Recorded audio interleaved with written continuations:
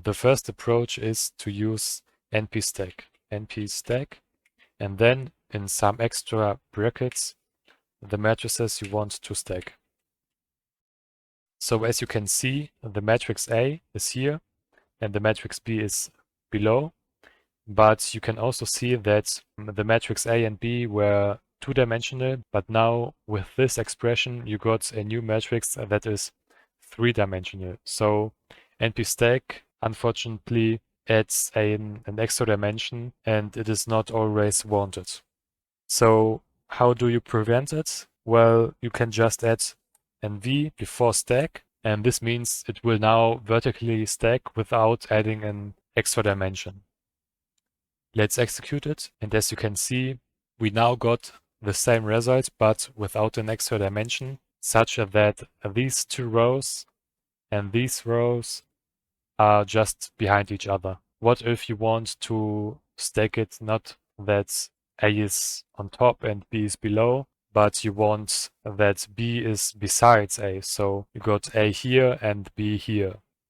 Well, you can just change the V to an H, and now you stack horizontally. Let's execute it, and as you can see, we now got A on this side, here's A, and B on the right side.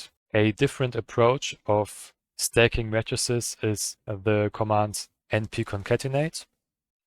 And now you also give the two matrices or more. And let's see what this does. You can see that concatenate does the same thing as npv stack. So we can also say on which axis we want to use it, and the default is axis 0. So we get the same as before, like here, and the same as vstack, but we can change this axis to 1.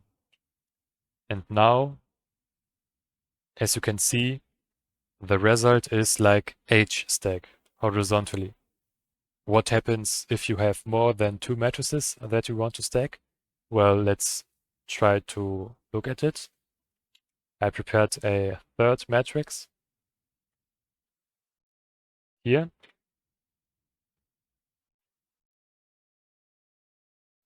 And if you now try to concatenate it on axis 1, you can just add the third matrix like this and execute it. And as you can see, we got A here, B here, and C here. Another thing you can do is to not use axis 0 or 1, but to say it is none. And then we get all values just on one dimension.